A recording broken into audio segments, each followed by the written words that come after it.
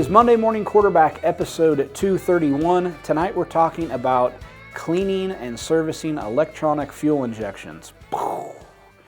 Doesn't matter if you're racing quarter midgets, doesn't matter if you're racing midgets or sprint cars, but we are racing micros right now in this season with Hudson, and this was a topic that I didn't know a lot about and had to do a lot of digging, and there's not a lot of content on it, so wanted to do a quick video on how to best service that fuel injection system, electronic fuel injection, and so you know kind of the do's and don'ts, and I just have a better understanding. So without further ado, we will jump to that video that we filmed in our shop and then come back with some exciting news.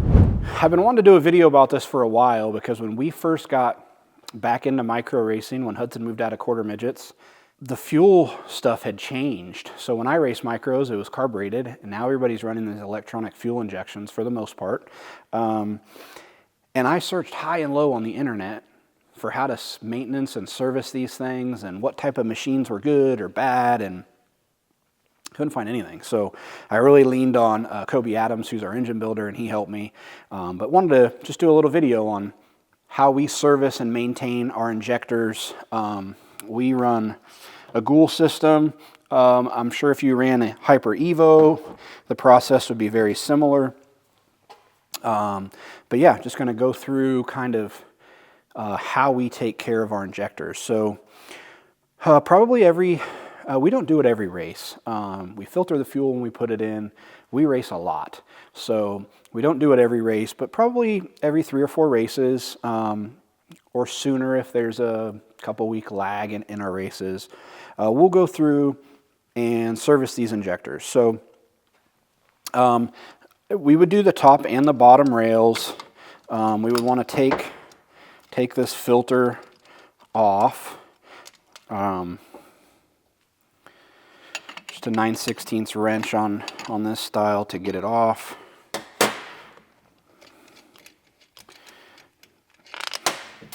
Oops.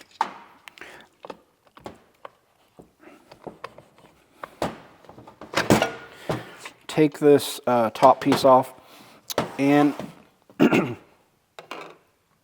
once we get the top off of this, then you need a 4mm Allen to pull this hardware off. Anytime we're sitting for any period of time, we are going to make sure that we get all of the fuel out of this fuel rail, blow it out, and then I always just spray a little WD-40 in there. So you want to be careful when you pull these off to not damage the O-rings. But that's just how I pull the 4 injectors off this top fuel rail. When you go to do the bottom, it's the same thing. We won't go through the whole process because it'll be a long video, but take the air filter off, take the air base off, and then they just snap in with an O-ring, very, very similar. So the first thing we do, we fill our machine with mineral spirits. That's how we clean them. The first thing I do is ultrasonic clean them for the prescribed time by the machine. This is an auto tool or AU tool, depending on how you want to read it. I just bought this off the internet, so I did a little bit of research. The instructions are in Chinese, so I can kind of probably tell where it came from. But there's a couple different brands. This one works well for us. So what we'll do is plug the injectors into the machine. These machines come with all these different adapters to fit different injectors, because I think this same machine can be used for like automotive injectors. I bought this one that was supposedly for motorcycle type injectors. There is a heating element on here, so in the top tank, and all these machines are a little bit different, but you fill it up with mineral spirits, let it warm up, and then turn the ultrasonic part on. And then I would just select the ultrasonic mode on here and hit go, and it runs for 10 minutes. So what it's doing is it's opening and closing the injectors in warm mineral spirits, so it's getting any gunk out. So I would let that run for the 10 minutes and then come back and I'll show you how I just double check that all these are operating efficiently. So after we've done the pulsing and the ultrasonic cleaner with the warm mineral spirits, we'll actually put them over here to then give them a test. Now, I'm not an engine guy. I'll be the first guy to tell you that. I'm not an injector guy. I'm not an injector specialist. I'm simply just trying to do some maintenance. We do send our whole injection system back to Don Gould. If you use the Hyper, send it back to them on a regular basis to have them service the entire unit and really, really look at it. But this will tell you if you have an injector that's went bad or is stuck or something like that. So if your car's not running, this is just a good fail-safe to be able to check that. So they're all clean. To be honest, I don't know what all of these tests are. There's so many different tests. I typically just look at the accelerating test and the high speed. Whether that's right or wrong, I don't know. But on the accelerating test, I just want to make sure it's building pressure and that every injector is pulsating out fluid and it looks similar. You can let it run for a certain period of time and then make sure that your fluid levels are approximately the same. I've never let it run for the whole 80 seconds or whatever it does. I would just pause it and then kind of get a visual and make sure that, the number 2 injector isn't like half of what the other ones are. They all look like they're pulsating about the same amount. The other test that I typically will do will be the high-speed test.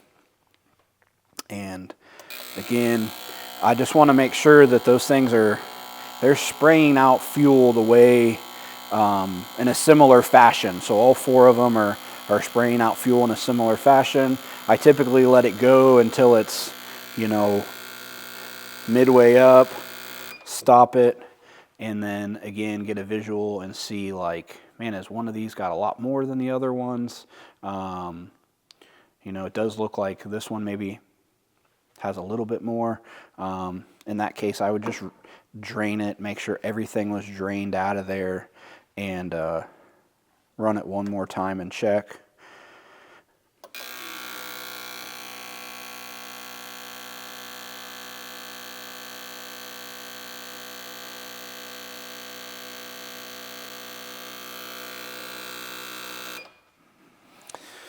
And I think that one's just shooting a little more direct in there because we have a little bit of weepage on these other top 3. So they all look like they're spraying good. They're all pretty darn close. We would call that good.